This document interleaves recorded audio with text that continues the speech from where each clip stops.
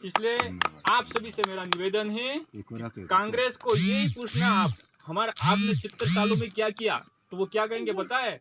1 रुपए किलो गहूँ खुड़ा हो गया, 2 रुपए किलो गहूँ खुड़ा हो गया। 87 में काल पड़ जेतो उसमें 1 रुपए किलो गेहूं भी खाने लायक अपनी जाति नहीं थी, तो 1 रुपए किलो गेहूं आप क्यों खिलाए?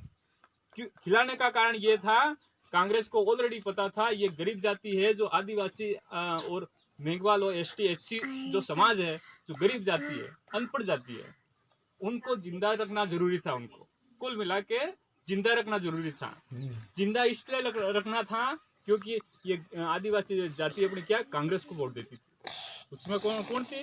प्रधानमंत्री गांधी परिवार से। तो उनको पता था कि इनको जिंदा नहीं रखेंगे तो अपन को बहुमत भी देंगे, अपन को बहुमत देंगे तो आगे अपन केंद्र राज्य में सरकार बनाएंगे और इनके ऊपर शासन करेंगे। इसे जिंदा रखने के लिए वो गेहूं खिलाते अपन को। बाकी वास्तविक देखा जाए अपना वो अधिकार इस भूमि के मूल मालिकान हक भी बोलते हैं, मालिकान हक अपना है। और 1 रुपए किलो गेहूं खिलाए, वो भी उस काल में 1 रुपए किलो गेहूं खिलाने की कौन सी जरूरत थी?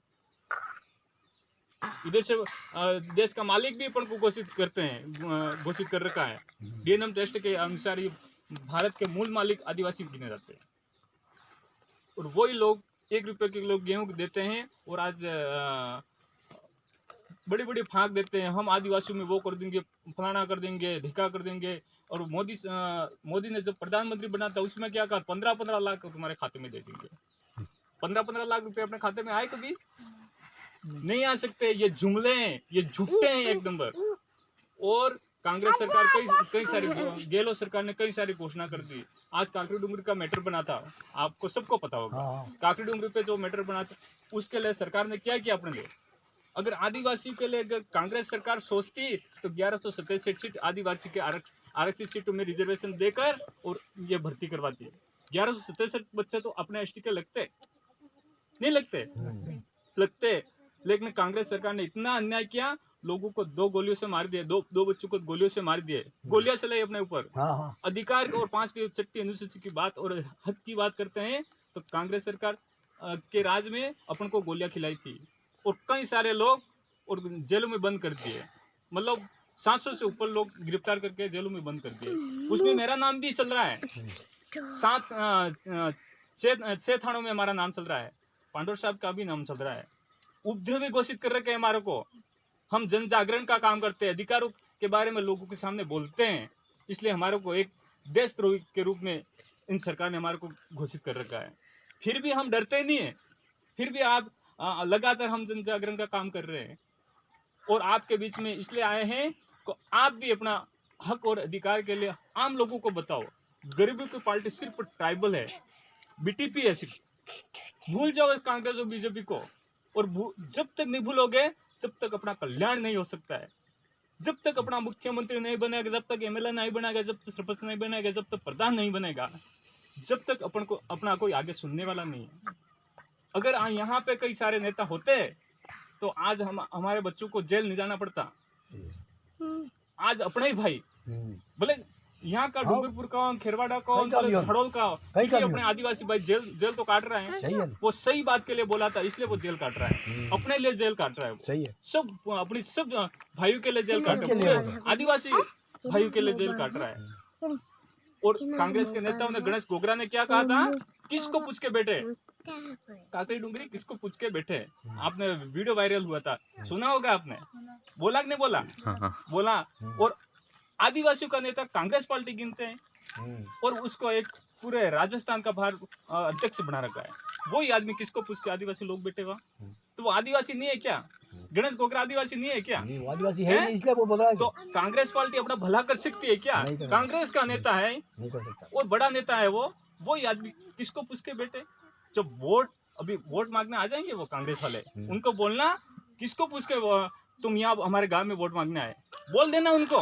बोले एमएलए साहब आए, हीरालाल जी आए, बोले भवर सिंह जी आए, क्या नबी सिंह जी आओ, उनको मुंह पे कहना। जिस समय हमारी जरूरत पड़ी उस समय तो आप बोल रहे थे किसको पूछ के वहां पे बैठे, तो आज किसको पूछ के आप वोट मांगने आए? मुंह पे बोलना, कैसा भी कांग्रेस का नेता हो, बीजेपी का नेता हो, मुंह पे बोलना। इसलिए सभी भाई से निवेदन है कि आप अपनी जाति की जो पार्टी बनी हुई है, अपना जन जागरण करने की पार्टी बनी हुई है भारतीय ट्राइबल पार्टी, उसको वोट देकर अपना यहाँ का सदस्य निकाल। आप सामान्य की शायद सीट है आपने, सामान्य महिला है शायद, महिला सामान्य बढ़िया मौका है, यहाँ पे कोई बाहर से भी आके लड़ेगा। इसलिए आप मजबूत हो जाइए और अपने यहाँ कांग्रेस और बीजेपी को हमेशा के लिए भगा दीजिए। जब तक कांग्रेस और बीजेपी यहाँ से भागेगी नहीं, जब तक अपने आदिवासियों का कभी विकास नहीं हो पाएगा, गरीब लोगों का कभी उठ नहीं पाएंगे। जब तक ये पार्टी, जब तक हमने यहाँ रहेगी, जब तक ये बढ़िया ब्राह्मणों की पार्टी है, अपनी पार्टी नहीं है साहब। इसलिए आप विशेष करके ध्यान देना और इस पार्टी पर बड़ा जोर देके काम करना।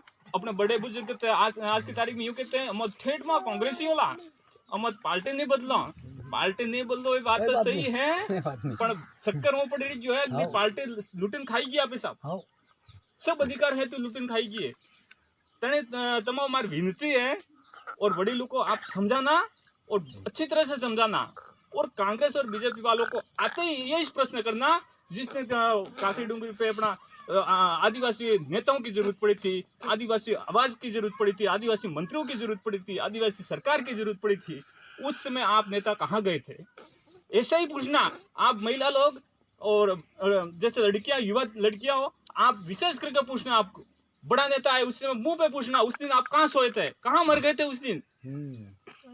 हमारे अधिकार के लिए हमारी समाज की जाजम पर बैठना था। वहां पे बीटीपी की लड़ाई थोड़ी थी, वहां पे तो पूरे समाज की लड़ाई थी, पूरे आदिवासी परिवार की लड़ाई थी। वहां पर ये लोग नहीं आए, नेता लोग नहीं आए, कांग्रेस के लोग नहीं आए, बीजेपी के लोग नहीं आए, कोई नहीं आएगा।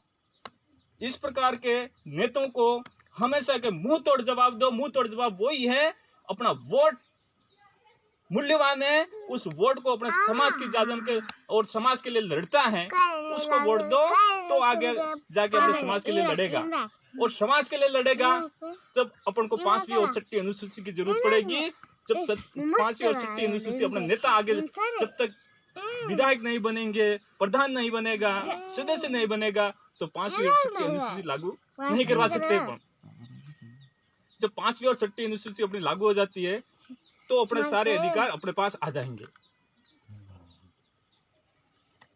समय भी कम है, इसलिए मैं इतनी बात कहकर और जोहार बोलता हूँ। जोहार।